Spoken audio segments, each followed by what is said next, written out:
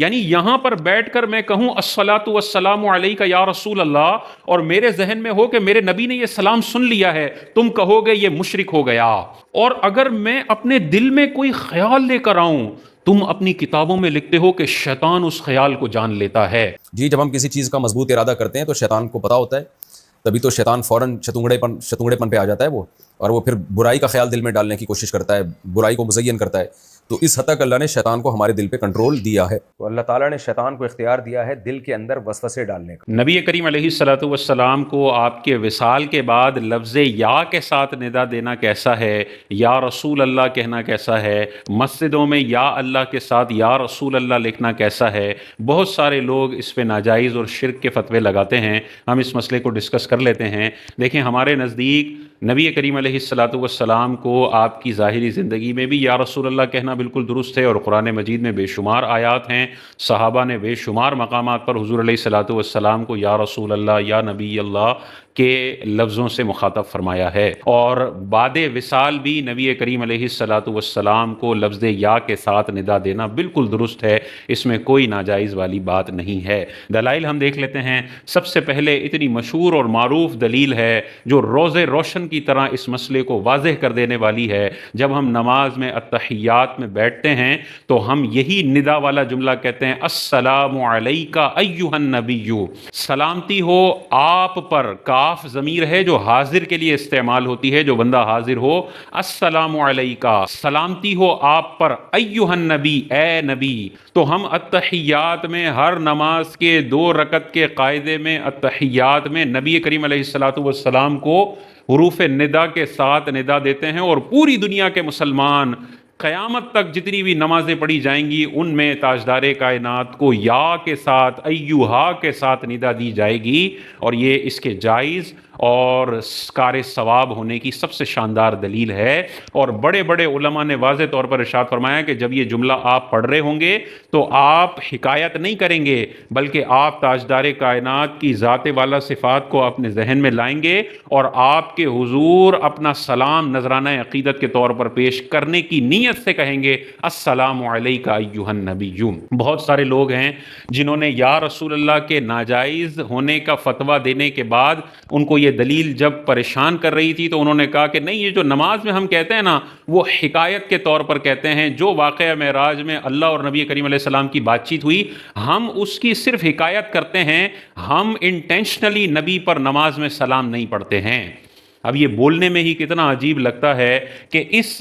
عقیدے کو ثابت کرنے کے لیے التحیات میں نبی پر سلام بھیجنے سے ہی بندہ پیچھے ہٹ گیا۔ یعنی وہ جب السلام علیکم ورحمۃ اللہ کہتا ہے تو ادھر کے سارے لوگوں کو سلام کر رہا ہے، ادھر کے سارے لوگوں کو سلام کر رہا ہے، التحیات میں سارے نیک لوگوں پر سلام بھیج رہا ہے، لیکن جب نبی کی باری آتی ہے السلام علیک ایھا النبی تو اس وقت یہ کہتا ہے ہم صرف وہ حکایت کر رہے ہیں، وہ جو جملہ وہاں پہ بولا گیا تھا، ہم انٹینشنلی حضور کو مخاطب کر کے سلام بھیجنے والے نہیں ہیں۔ ساری زندگی یہ بندہ نماز میں نبی پر سلام بھیجنے سے محروم رہا، باقی ساری دنیا کو سلام بھیج رہا ہے، امام کو سلام بھیج رہا ہے، ادھر کے مقتدیوں کو بھیج رہا ہے، ادھر کے مقتدیوں کو بھیج رہا ہے، ادھر کے فرشتوں کو بھیج رہا ہے، ادھر کے فرشتوں کو بھیج رہا ہے، صرف نبی کریم علیہ الصلوۃ والسلام کی ذات پر یہ نماز کے اندر سلام بھیجنے سے محروم ہے۔ ہمارے بڑے بڑے اکابرین نے واضح طور پر ارشاد فرمایا جب التحیات پوری پڑھی جائے گی تو واقعہ معراج کی حکایت نہیں ہوگی، بلکہ آپ انٹینشنلی یہ جملے بولیں گے اور حضور علیہ السلام کی ذات کو حاضر کریں گے اپنے ذہن میں اور آپ کی بارگاہ میں سلام پیش کریں گے۔ تو ہم جب التحیات میں السلام علیک ایھا النبی کہہ سکتے ہیں تو نماز کے باہر بھی الصلاۃ والسلام علیک یا رسول اللہ یہ شرک نہیں ہو سکتا۔ جو نماز میں عین توحید ہو وہ سلام کے بعد شرک بن جائے، ایسے شرک کے فتووں کو ردی کی ٹوکری میں پھینکنا چاہیے، یہ فتوے قابل قبول نہیں ہیں۔ دوسری دلیل دیکھیں، امام طبرانی نے معجم صغیر میں یہ روایت نقل کی ہے، ایک شخص اپنی حاجت کے سلسلے میں حضرت عثمان غنی رضی اللہ تعالیٰ عنہ کے دور خلافت میں حضرت عثمان کے پاس آتا ہے۔ حضرت عثمان دوسرے کاموں میں مصروف ہوتے ہیں، اس کی طرف متوجہ نہیں ہوتے،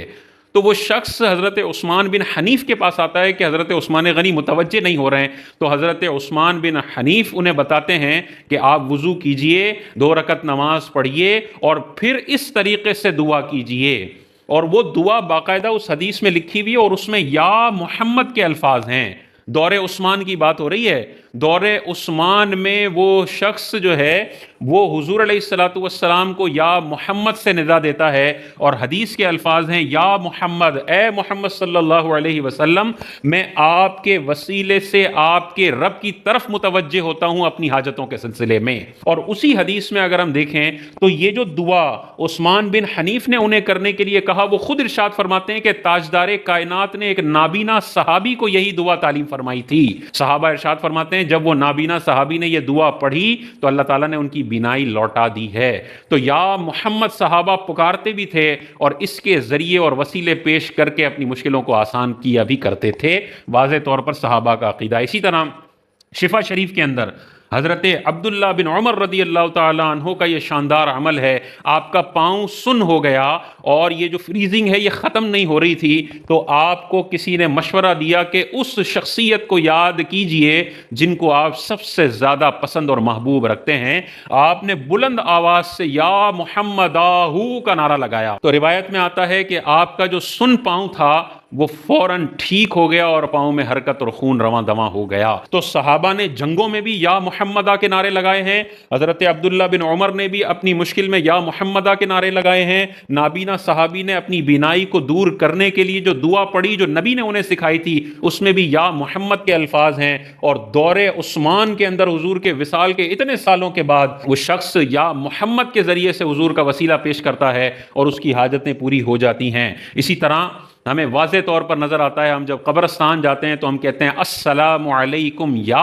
اہل القبور، اے قبر والوں تم پر سلامتی ہو۔ کتنی افسوس کی بات ہے کہ یا رسول اللہ لکھا ہو تو اس کو تو کاٹ دیا جائے، لیکن عام مردوں کے لیے یہ بندہ یا اہل القبور پکارنے کے لیے جائز سمجھتا ہے۔ یہ بالکل غلط عقیدہ ہے۔ تاجدار کائنات کو زمین کے کسی بھی کونے سے آپ یا کے ساتھ ندا دے سکتے ہیں، اور اپنی گزارشات اگر پیش کریں تو حضور علیہ الصلوۃ والسلام 3000 10,000 20,000 کلومیٹر دور سے بھی ہماری آوازیں سننے پر قادر ہیں۔ یہی بندہ فرشتے کے لیے ماننے کے لیے تیار ہے کہ فرشتہ دنیا بھر میں کہیں سے بھی درود پڑھیں گے نا، فرشتہ سن لے گا اور ڈیلیور کر دے گا تاجدار کائنات کو، اس میں اس کو شرک نظر نہیں آتا۔ لیکن فرشتوں کے سردار، انبیاء کے سردار، امام الانبیاء کے لیے میں نے عقیدہ رکھا کہ حضور کراچی میں میرا سلام سن رہے ہیں تو ڈائریکٹ میں مشرک ہو جاؤں گا، دائرہ اسلام سے خارج ہو جاؤں گا۔ بھائی جو طاقت تم فرشتے کے لیے مان رہے ہو وہ فرشتوں کے آقا امام الانبیاء کے لیے ماننے میں تمہیں کیا موت پڑ رہی ہے، وہ سمجھ سے بالا تر ہے۔ ورنہ موسیٰ علیہ السلام ارشاد فرماتے ہیں، بلکہ موسیٰ علیہ السلام کے حوالے سے حضور نے ارشاد فرمایا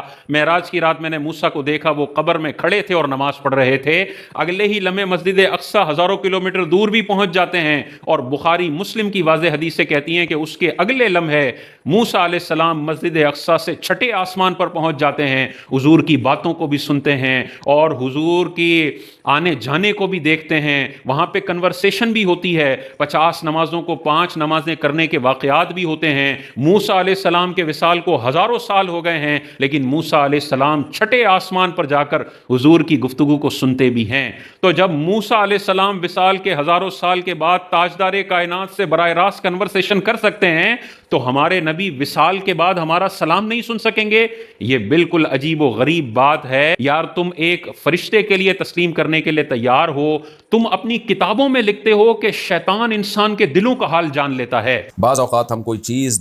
دل میں سوچتے ہیں یا ارادہ کرتے ہیں کہ یہ کام ہم کریں گے، اس پر شیطان خیال ڈالتا ہے نہ کرنے کا، تو کیا شیطان ہمارے دل تک رسائی کر سکتا ہے؟ وصال عامر اسلام آباد سے جی، جب ہم کسی چیز کا مضبوط ارادہ کرتے ہیں تو شیطان کو پتہ ہوتا ہے،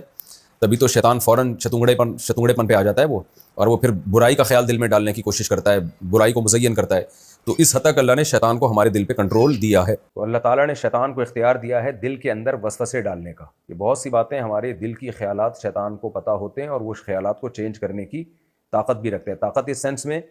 کہ وسوسے ڈال دیتا ہے۔ یہ کہہ رہے ہیں کہ میں نے بیان میں کہا کہ اولیاء اللہ کو اللہ نے اختیارات نہیں دیے ہوتے، پیغمبروں کو بھی،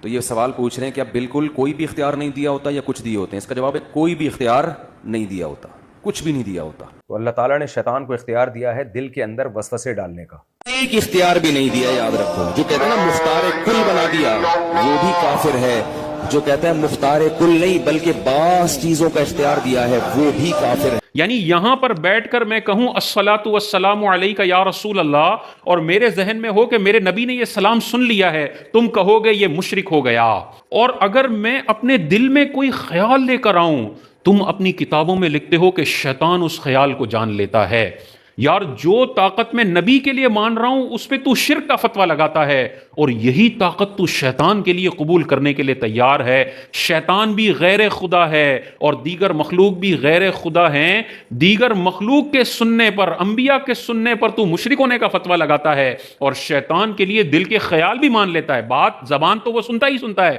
دل کا خیال بھی جان لیتا ہے. وہاں پہ کوئی شرک کا فتویٰ نظر نہیں آتا. وہاں پہ یہ بات نہیں آتی کہ اللہ کے علاوہ دلوں کے خیالات کوئی نہیں جانتا. تم اپنی کتابوں میں لکھتے ہو اللہ کے علاوہ شیطان بھی